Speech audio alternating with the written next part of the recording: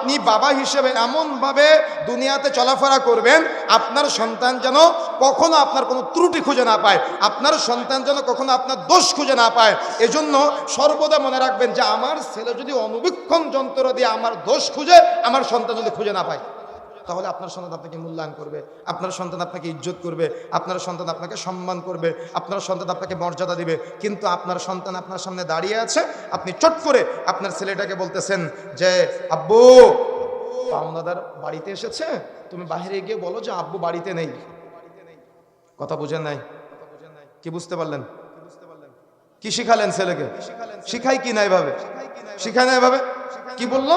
পাওনাদার বাড়িতে এসেছে, ছেলেকে বলতেছে, অথচ বাবা ঘরের ভিতরে বলতেছে আব্বু বাইরে গিয়ে বলো যে আব্বু বাড়িতে নেই। তাহলে সন্তানকে কি শিখালেন? মিথ্যা বলা শিখালেন। তাহলে সন্তান কি কখনো বলতে পারবেন যে আব্বু কখনো মিথ্যা বলো না, তোমাকে সদা সত্য কথা বলতে হবে? এ বলার গায়রত আছে আপনার? এটা বলার ইজ্জত আছে আপনার? নাকি নষ্ট করে ফেলেছেন? নাই।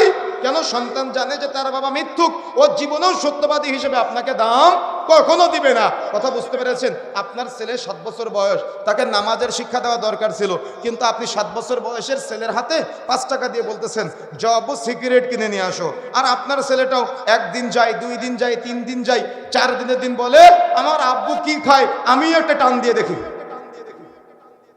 কি বিষয়টা এমনটা নয়? প্রচলিত বাস্তবতা এমনটা নয়? তাহলে সন্তানকে মদ্যপান করতে শিখাচ্ছে কে? কে শিখালো? বাবা। সন্তানকে অপরাধী কে বানালো? বাবা। এই বাবা সন্তানকে মদ্যপান করতে শিখায় বিধায় এ সন্তানরা আজকে পাপকে পাপ মনে করে না, অপরাধকে অপরাধ মনে করে না, গুনাহাকে গুনাহ মনে করে না, অন্যায়কে অন্যায় মনে করে না। এজন্য এরা আজকে যখন রাস্তায় আমরা দেখি ওর পাশে ওর বাবা দাঁড়িয়ে আছে, ওর বাবাকে দাম দেয় না। ওর পাশে আলেম ওলামা দাঁড়িয়ে আছে, ও আলেম ওলামাকে দাম দেয় না। ওর পাশে মুরব্বি দাঁড়িয়ে আছে, ও কোনো মুরব্বিকে দাম দেয় না। ও সিগারেট খায় আর ও যার তার মুখের দিকে ধোঁয়া ছেড়ে দেয়। কি নাই এটা আপনার এলাকায়? আছে আপনার এলাকায়? কেন এমনটা হচ্ছে? ও পাপকে পাপ মনে করে না কেন? ও গুনাহকে গুনাহ মনে করে না কেন? ওর বাবা ওকে বিয়াদবি শিখিয়েছে, ওর বাবা ওকে প্রকাশ্যে মদ্যপান করতে শিখিয়েছে, ওর মার সামনে ও অপরাধ করেছে। মা কখনো বলে না যে তুমি মদ্যপান করো না, বরং বলা দরকার ছিল, প্রত্যেক বাবার দরকার সন্তানকে যেমন তাওহীদের শিক্ষা দিবে তেমন হারাম থেকে বিরত থাকার জন্য সন্তানকে নসিহত করবে। কিন্তু বাবাই তো সিগারেট খোর, সন্তানকে সিগারেট থেকে বাধা দেবে কিভাবে? বাবার দরকার ছিল এটা বলা, আব্বু মনে রাখার চেষ্টা করবে, কখনো মদ্যপানে জড়াবে না। রাসূলুল্লাহ সাল্লাল্লাহু আলাইহি ওয়াসাল্লাম বলেছেন, যে ব্যক্তি একবার নেশা জাতীয় দ্রব্য সেবন করে তার আগামী 40 দিনের ইবাদত কবুল হয় না। আব্বু তুমি যদি মদ্যপান করো, নেশা জাতীয় দ্রব্য সেবন করো, তাহলে তোমার আগামী 40 দিনের ইবাদত পড়ায়ও না। বুঝেন না মনে হয়? আমার কথা কি বুঝতে পেরেছেন? আপনি এভাবে আপনার সন্তানকে শিক্ষা দিতেন, কিন্তু আপনার মাঝে তো ওই গায়রত নাই, আপনি নিজেই তো অপরাধে জড়িত।